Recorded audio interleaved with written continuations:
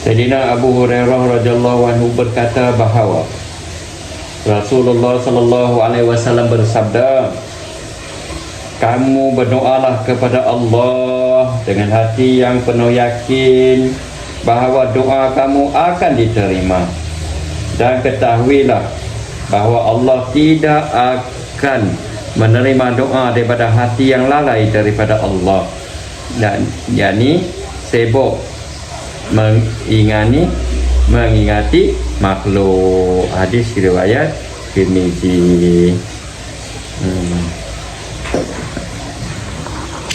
Ada amaran. Ada amaran. Patutnya ramai-ramai baca, dengar.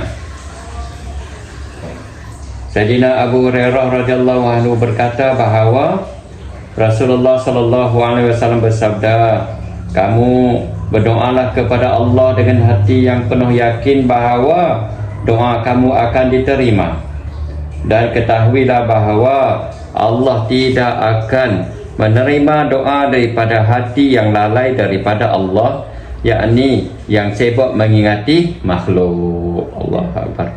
Hadis riwayat Tirmizi. Allahu Akbar. Sayyidina Jabir radhiyallahu anhu berkata, saya telah mendengar Nabi sallallahu alaihi wasallam bersabda,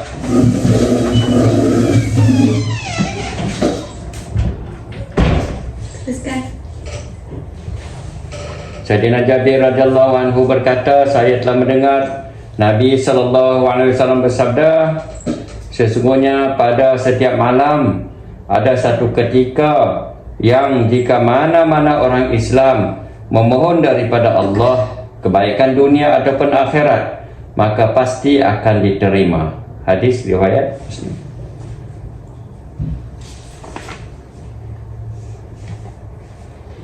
Sayyidina Umar Al-Khattab radhiyallahu anhu berkata bahawa Rasulullah sallallahu alaihi wasallam bersabda, sesiapa yang tertidur pada waktu malam dan tidak terjaga untuk menghabiskan amalan malam atau sebahagian daripadanya, lalu dia menyempurnakan amalan itu pada keesokan hari antara waktu subuh dan zuhur, maka dia dikira menyempurnakan amalan itu pada waktu malam. Oh, hadis Muslim. Hadis riwayat Muslim. Sayyidina Umar Al-Khattab radhiyallahu anhu berkata bahawa Nabi sallallahu alaihi wasallam bersabda, sesiapa yang tertidur pada waktu malam dan tidak terjaga untuk menghabiskan amalan malam ataupun sebahagian daripadanya, lalu dia menyempurnakan amalan itu pada keesokan hari antara waktu subuh dan zuhur, maka dia dikira menyempurnakan amalan itu pada waktu malam.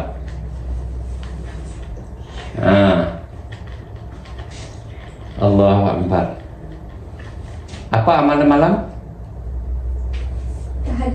Tahajud lagi? Witir lagi? Hadis. Taubat. Tidak hadis sebelum tidur. Zikir. Quran.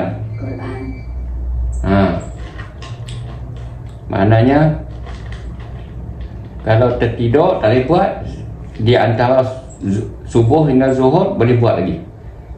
Allahu Akbar. Allah bagi peluang. Allahu Akbar.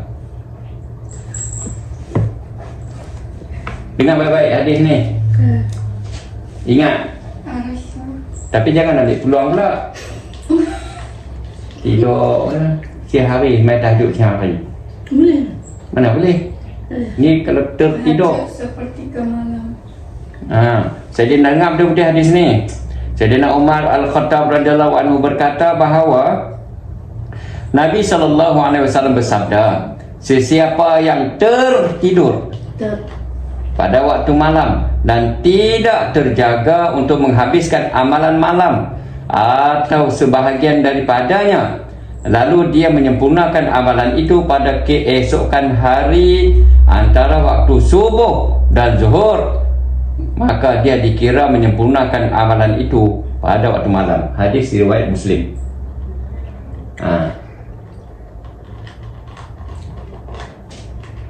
Pi.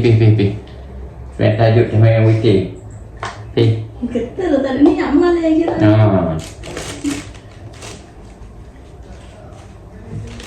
Apa maksud tertidur? Niat dah nak buat. Bukan niat dah. Orang yang sentiasa duk amal, selalu tak tinggal tahajud. Tiba-tiba tak terjaga malam tu. Ni lama malam dah tak tahajud ni. Belum puasa. So lepas. Tu dia Allahu Akbar.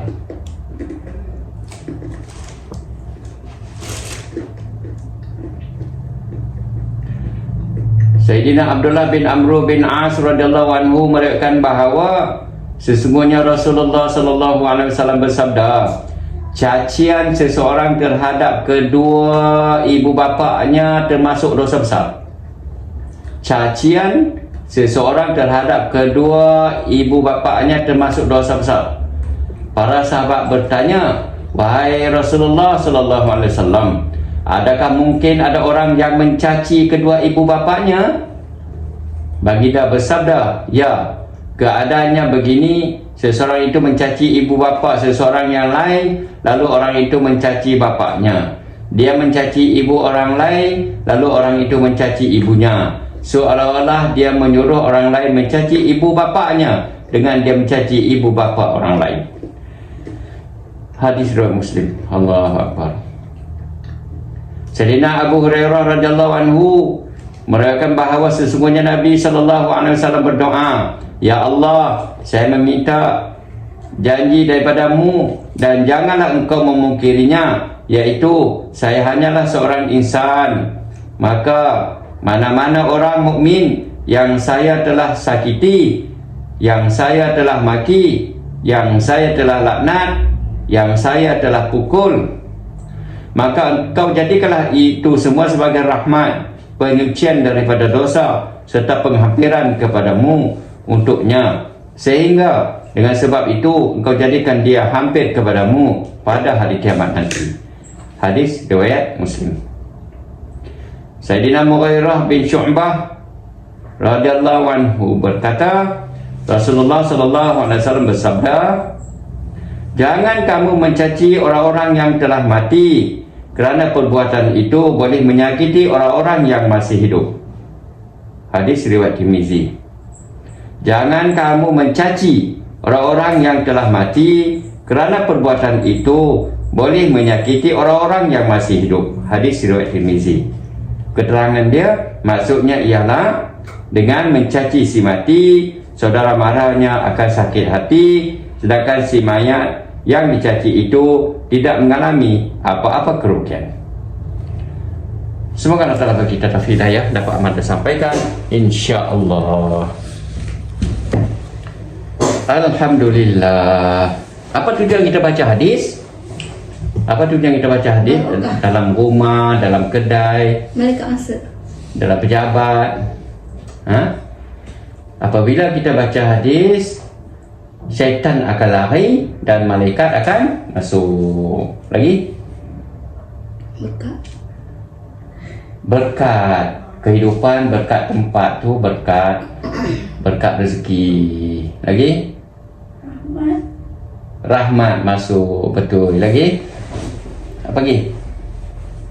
Positive vibe. Positive vibe. Apa dia tu?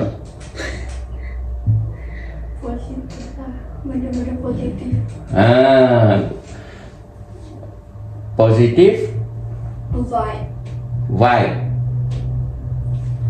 Maknanya ulama beritahu 100 perkara majlis kelalaian akan keluar daripada rumah kita, daripada pejabat kita. 100 kelalaian, keburukan. Lagi? Apa lagi? Syaitan akan keluar, malaikat akan masuk. Apa lagi? Dapat amal. Sunnah. Sunnah yang mulia. Apabila Nabi bagi tahu apa-apa di masjid, suami akan balik kumpulkan keluarga. Kumpulkan anak isteri dan sampaikan kepada anak isteri pula. Lagi? InsyaAllah akhlak akan terbentuk dengan baik. InsyaAllah amalan akan meningkat. InsyaAllah iman akan meningkat. Lagi apa lagi? Sebab tu bila dengar hadis, kita kena dengar betul-betul, dengan tertib, dengan adab, dengan akhlak yang baik, seolah-olah Nabi yang bercakap. Sebab kita baca, sebab tu tak boleh hurai-hurai tu. Sebab tu baca hadis saja tu. Lepas tu bila sampai benda-benda yang kita kena membenarkan apa kalam-kalam Nabi, membesarkan apa kalam-kalam Allah, kalam-kalam Nabi, membenarkan. Lepas tu azam untuk amal, dan sampaikan. Apa hadis yang kita baca tadi? Buat amal sudah tidur. Dan buat amal malam. Bukan saja sebelum tidur, buat amal malam.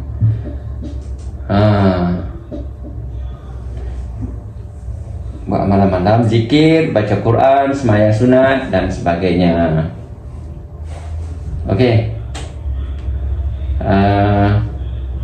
Satu hari istighfar 100. Bapa bagi tahu dulu. 100 pagi macam waktu macam ni lepas subuh. Astaghfirullahalazim 100 kali pagi, 1 kali petang.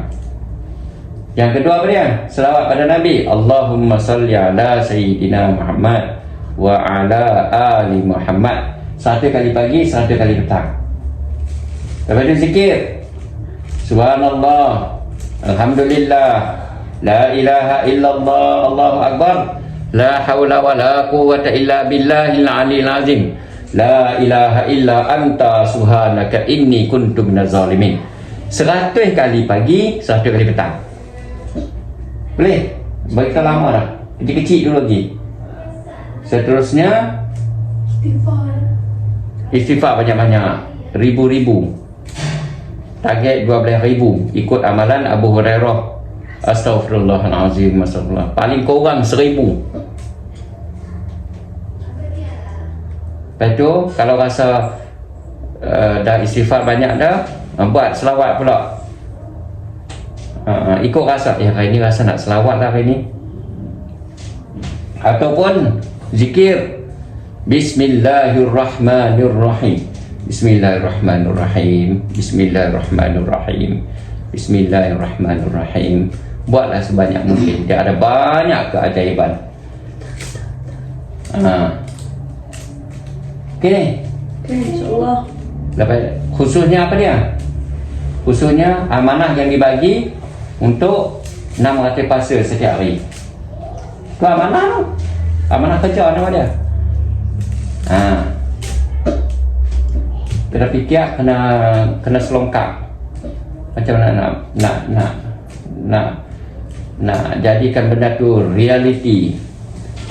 Surat 600 puasa ke atas setiap hari. InsyaAllah. Tu tanggungjawab tu.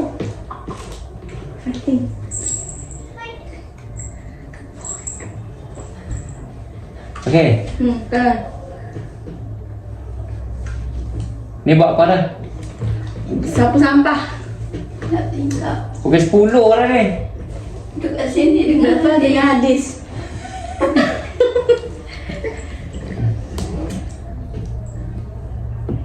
Ambil laptop tu main sini. Ambil laptop tu main sini. Buat sini, bukan sana. Boleh? buat sini. Buat di sini. Dia ambil. Mana Pay. boleh on the spot tu. Dah boleh boleh Pergi ambil.